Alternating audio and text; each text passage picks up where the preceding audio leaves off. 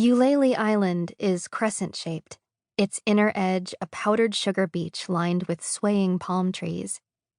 Beyond the palms lies a forest so lush and vibrant that the word green doesn't feel adequate to describe it.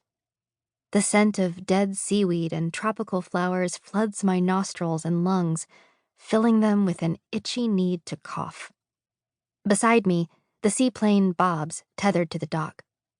It was a long journey from St. Thomas, soaring over islands and islands that grew smaller and flatter until they were just sandbars, then gone. For a long time, we floated through a cloudless sky over an endless ocean, and there was nothing but blue. It took every ounce of my strength to not yank the plane door open and dive into that blue. But I didn't. And now we're here, at the private island that's going to be my private prison for the next 2 weeks. I'm the third wheel on my mother's honeymoon with a man who wears pressed khaki shorts and belts with little whales on them. She was too afraid to leave me alone with my injuries after the accident, and I'd never admit this out loud, but I'm glad she didn't. Come on, sweetie. She waves from the beach, her other arm wrapped around David's waist. It doesn't feel right that one 20-minute ceremony can make you someone's daughter, step or not.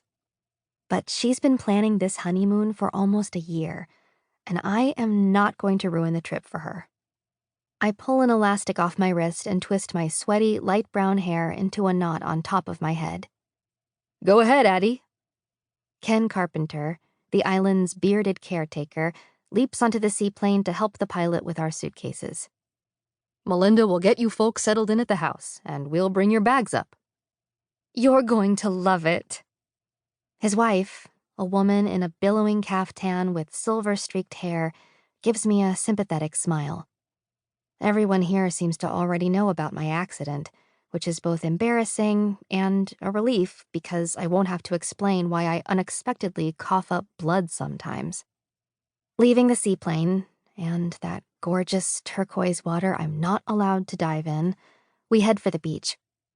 A stone jetty stretches out even farther than the dock, with a white lighthouse at its end. The scent of flowers is so strong I can taste it, sweet and cloying and tinged with something almost rotten. It thickens as we approach the forest, and I swallow hard, then take a shallow breath.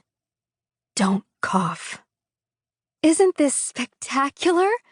Says my mom as we join them on the beach. I plaster a smile onto my mouth and nod.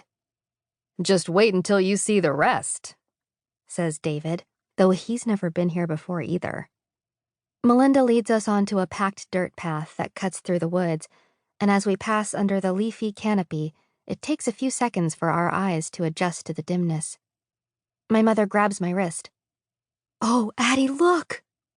White flowers bloom absolutely everywhere. Hibiscus and lilies and amaryllis and so many more that I don't know the names of.